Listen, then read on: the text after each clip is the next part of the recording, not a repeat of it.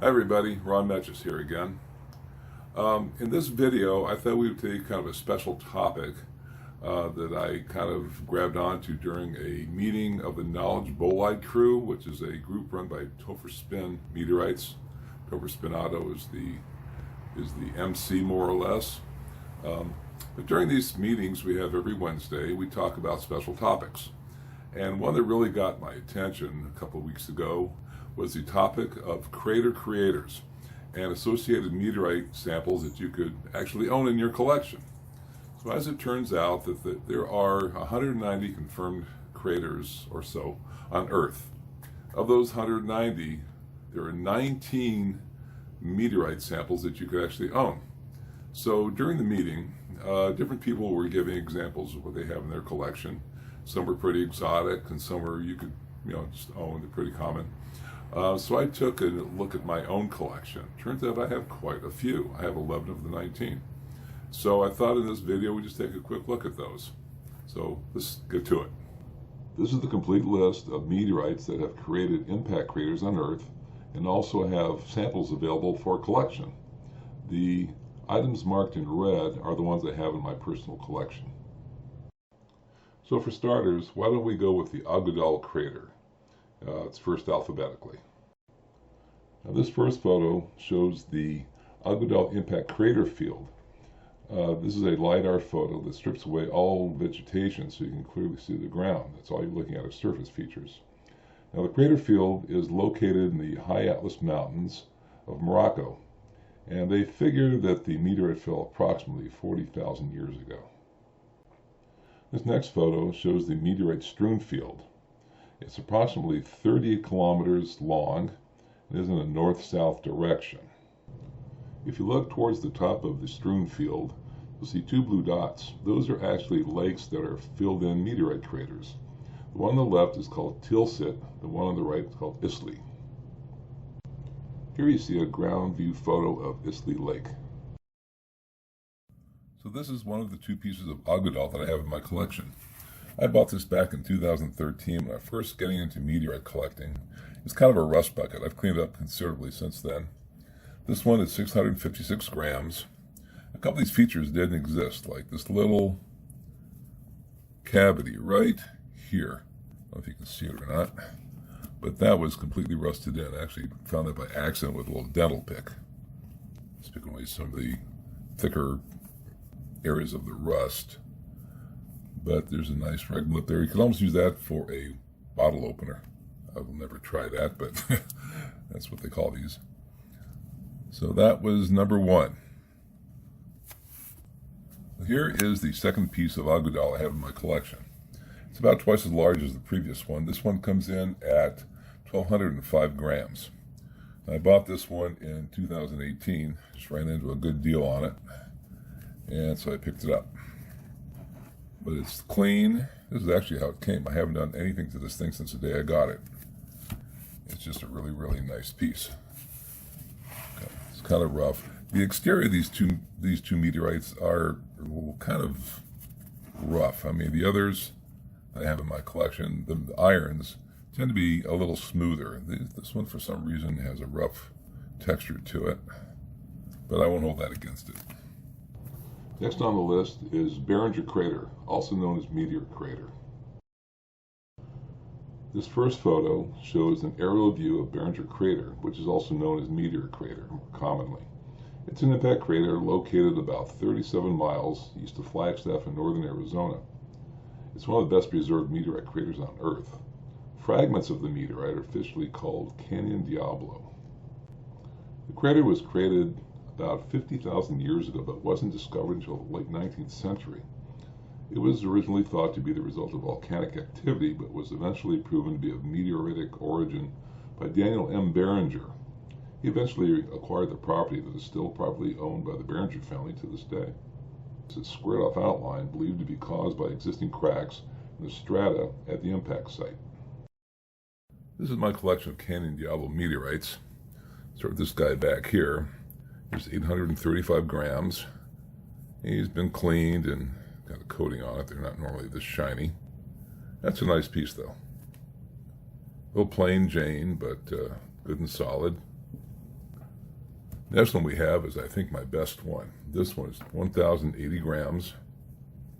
A lot of featured log, a lot of regolithing. This is what a typical Canyon Diablo looks like. So, very nicely shaped. Next one, this one's kind of unique. This one is 662 grams. But the reason I bought this was a big graphite nodule right there.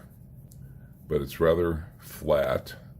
I thought this thing could be used as like a tomahawk or something. It kind of fits that category. But look at that nodule in there, just big monster thing. It's not too magnetic in that region, but it has a very sharp edge. It finds this piece all the way around. Love that piece. I actually bought that piece when I was in Nova Scotia. I just happened to see it on YouTube. This last piece I found in Tucson. It's a slice meteorite. It's one stone sliced in half, and I couldn't decide which half to buy, so I bought them both. For what the heck. And the total of this one is 520 grams. So that's my representation for Canyon Diablo. So continuing down the list, we come to the Boxhole Meteorite Crater. Now this is an aerial view of the Boxhole Crater. It's a geologically young impact crater.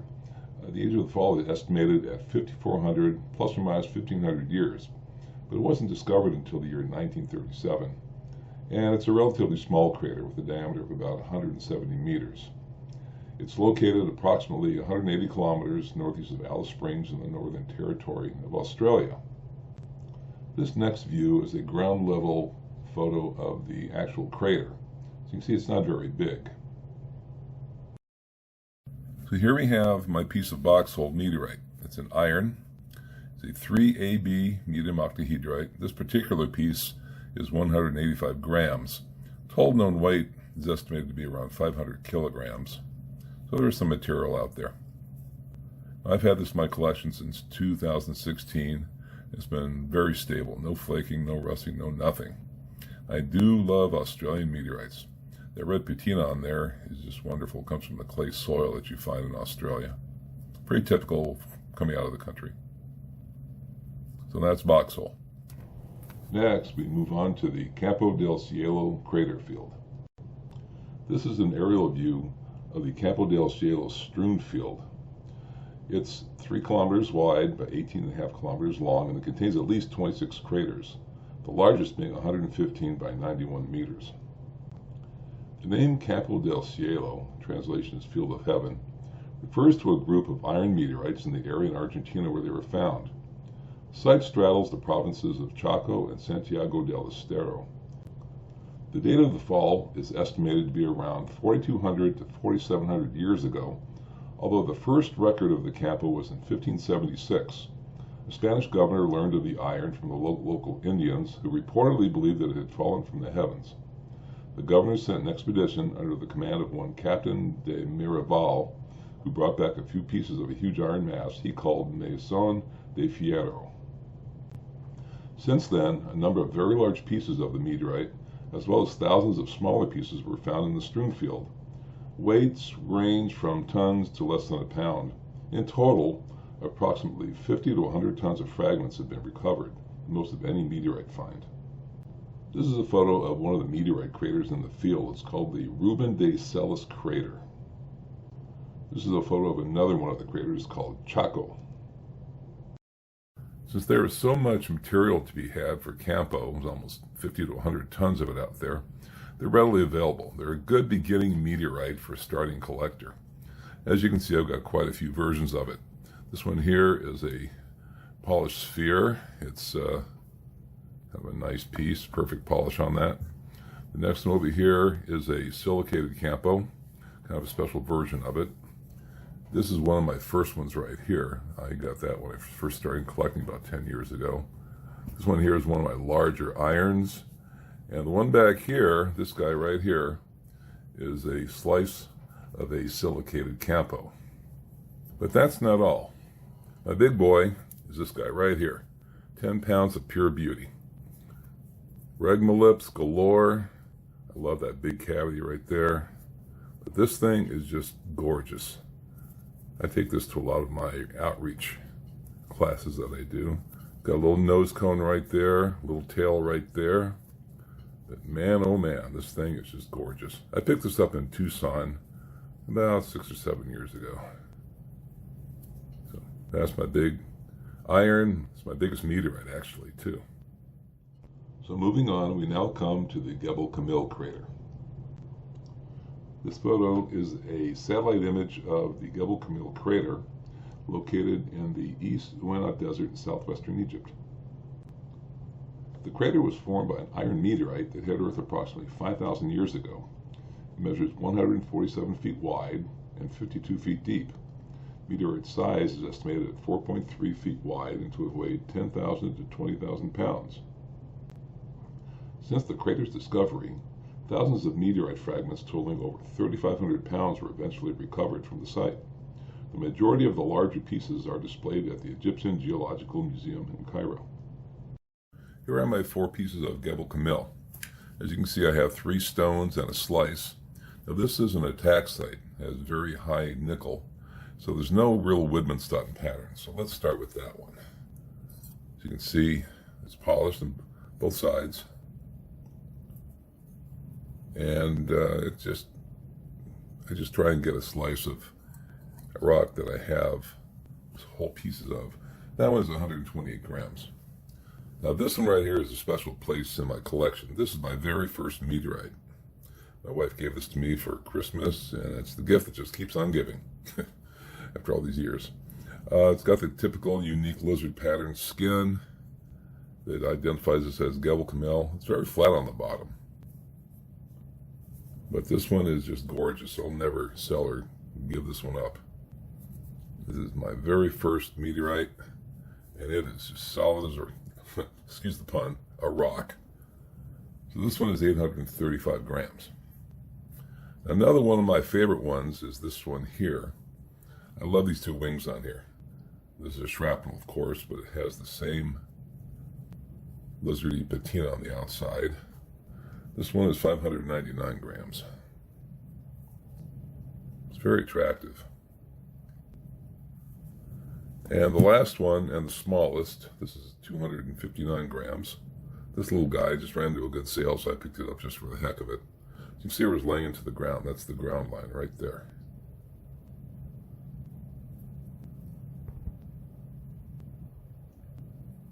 But it's got that same patina. Again, solid, no flaking. They don't seem to rust. I don't know. Maybe it's the high nickel. So that is my collection of Camille. So next on the list is the Haviland Crater. Haviland Crater is a small shallow impact crater in farmland near Haviland, Kansas. It's one of only 3 U.S. craters authenticated by the presence of meteorites, and the only one that was created by a stony iron meteorite. The oval-shaped depression measured 50 feet in diameter, making it one of the smallest impact craters in the world. The age of the fall is estimated at 20,000 years. Today, the crater is now unrecognizable. It was completely excavated in 1929 and subsequently filled in. This photo of the crater is the only one I could find. As far as I know, no modern photos of the crater exist today. The first meteorite fragment was found at the site in 1885, but the shallow crater wasn't identified until 1925. Meteorites recovered from the area are called Brenham and are classified as PMG pallasites, pallasite main group. These are my 2 pieces of Brenham I have in my collection. One on the left is an end cut. It weighs approximately 227 grams. You see it's very highly polished on the front and the bottom. The back has the external crust. This is how we display it. One on the right, I just recently acquired.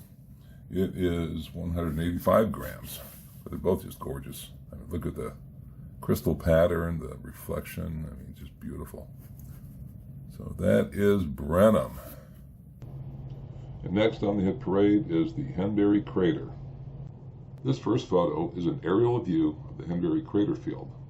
The meteorite fell about 4,200 years ago in what is now the Northern Territory of Australia. The meteor broke up above ground and created a field of 13 impact craters that were recognized in 1931.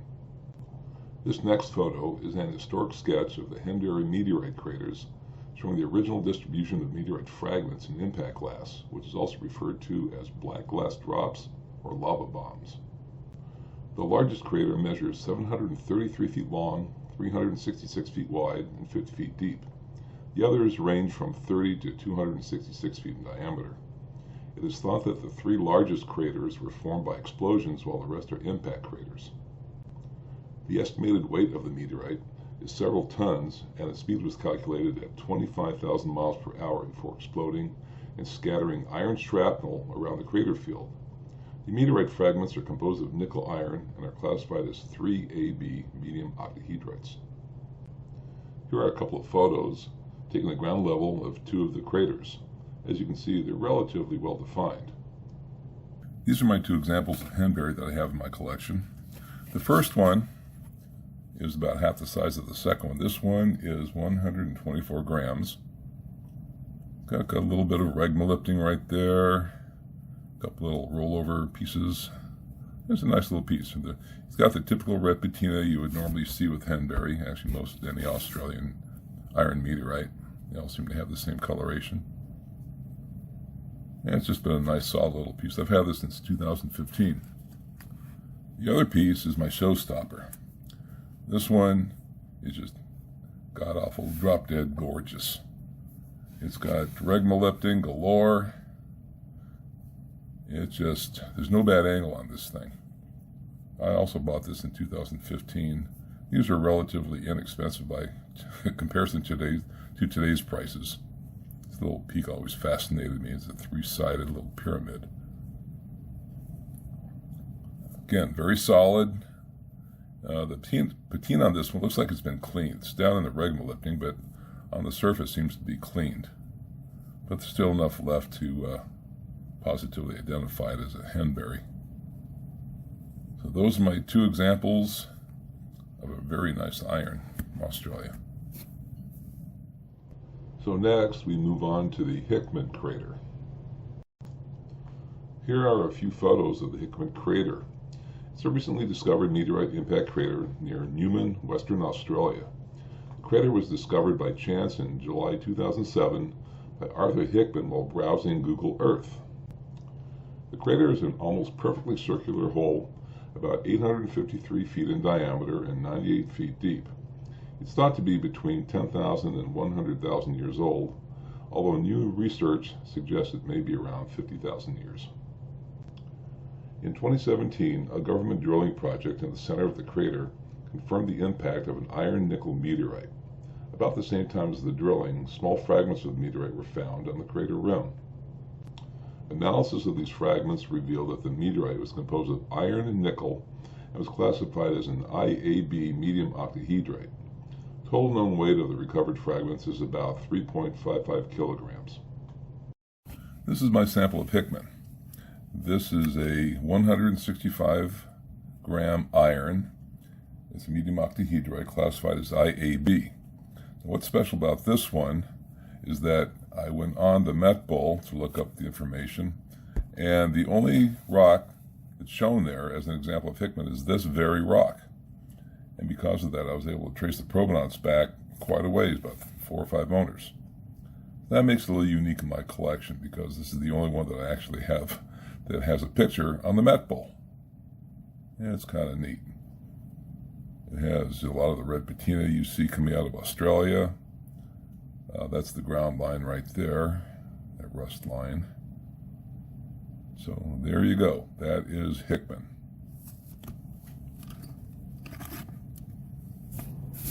So that moves us on to the Marasco crater. This first photo shows a sketch of the Marasco crater field. The field is located on the northern edge of Poznan, Poland. It contains 7 meteor craters. The date of the fall is estimated to be around 5,000 years. The largest of the 7 craters has a diameter of about 330 feet and is about 36 feet deep. 5 of the craters, including the largest, contain ponds. The original meteor is believed to have weighed between 500 and 1,000 tons and is estimated to be between 16 and 21 feet wide. Its speed is estimated at 35,000 to 40,000 miles per hour when it entered the atmosphere. Analysis showed that the meteorite was composed of nickel iron that was classified as an IABMG coarse octahedrite. This next photo is a map of the Marasco strewn fields showing the thousands of pieces that were found over the years. The first meteorite, weighing 78 kilograms, was found at Marasco in 1914 by German soldiers working on the construction of a military fortification. Since then, thousands of additional fragments have been found. The largest fragments include one weighing 164 kilograms in September 2006 that was considered the largest meteorite discovered in Poland at the time. Other large fragments include one weighing 262 kilograms was recovered in 2012, and another weighing 174 kilograms was found in 2015. This photo shows one of the water-filled craters in the area. The whole field has been converted to a nature conservancy for tourists to stroll through and just enjoy. So this is my sample of Marasco. As I said, it comes out of Poland. This particular piece is 759 grams. Now, the shininess is not natural. This is a protective coating I had to put on there to keep it from rusting. Since I've had this since 2015, and I hadn't looked at it for a while, and I pulled it out and it was starting to rust quite a bit. So I put it through my electrolysis tank and cleaned it up. I left some of the patina on right in there, but for the most part it's been stable now for a few months. I haven't seen any new rust developing. But again, this is an IAB main group coarse octahedrite.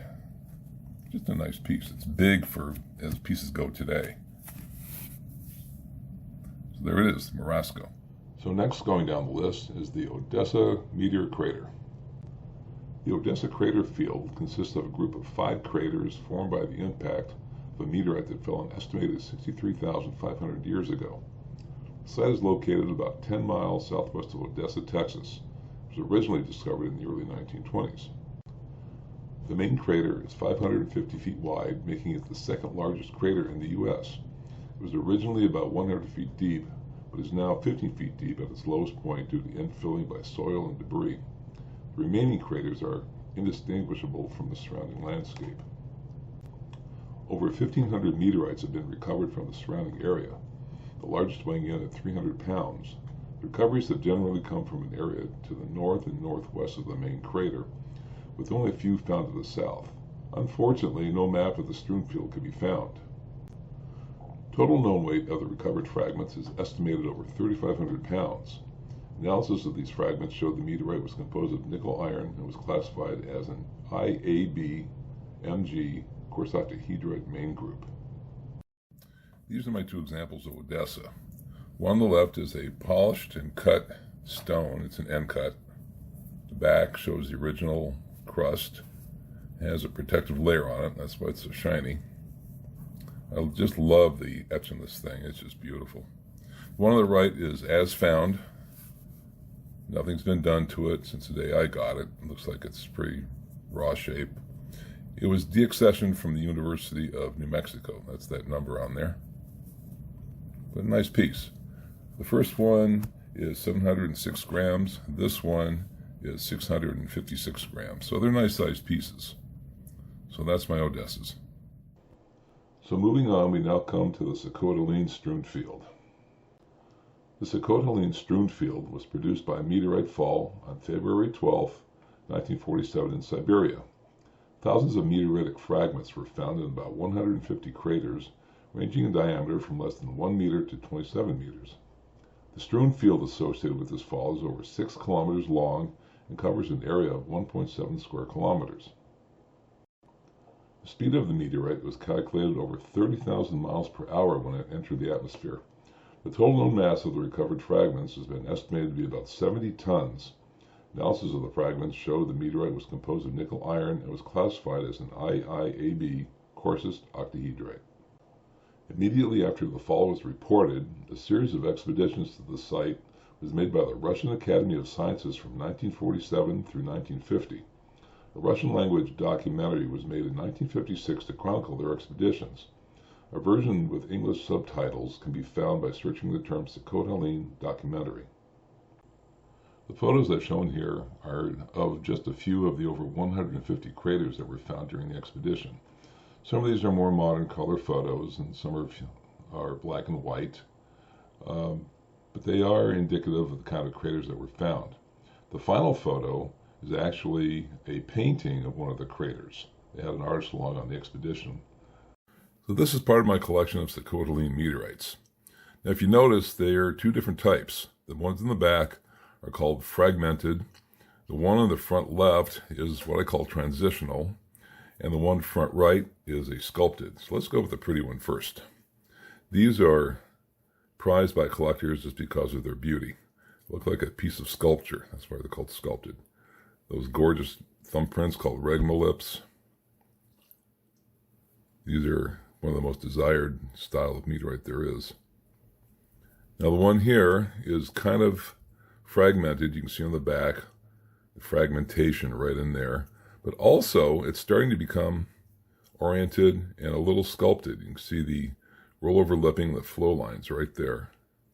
This would be the leading edge. So this is a transitional piece. Now the ones in back are typical fragmented meteorites. You find these a lot. This one, about a kilo, a little over a kilo. Look at the fragmentation. There's a bunch of flow lines right there. But this one is just gorgeous. For fragmented. This other one here has a little feature. It's also fragmented. You can see how rough it is. I mean, it doesn't have any sharp edges, but they're pretty pokey. More flow lines there. This one also has a hole through it. You can see with the string going through there. That's the hole. I just kind of showed it with a piece of string, make it easier to see. Now another style of Sacotaline are called bullets. These are mostly bullet shaped, different various ways. This one in the corner is probably the most, or the best example. You see right there, the flow lines and that rollover, the nose cone shield on the front has rollover lipping all the way around. So that's pretty typical of a bullet shape. Although a bullet would look more like this piece right here. It would just be a long straight piece. That's more like a bullet. So these are just some small pieces, 12 to 15 grams. But again, they're all Sacotaline, they're all sculpted, and they're all bullets. So that's my collection of Sacotaline in a nutshell. I did do another video. If you care to Google my name on YouTube, you'll find it. So that's it for Sacotaline. So that brings us to the final piece on our list, the White Court meteorite.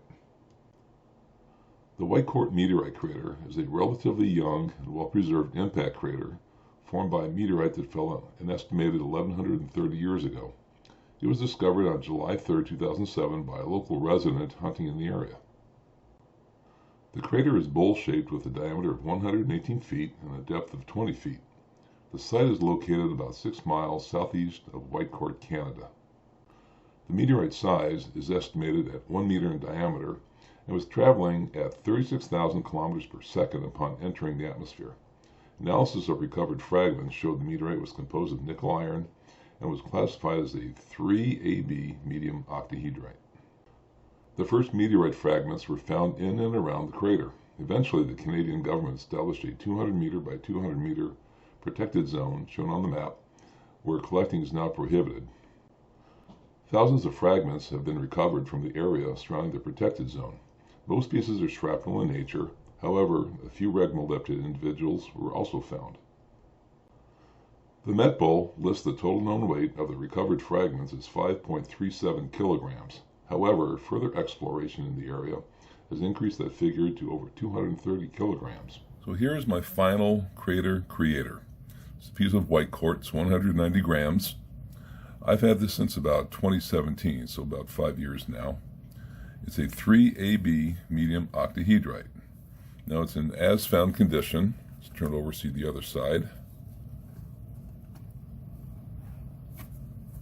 So that's it. So that brings us to the end of the list. Hope you've enjoyed watching this. I know I've had a good time doing the research, trying to find photos of strewn fields and craters and whatnot. So until next time, this is Ron Metches signing off, and keep loving those meteorites.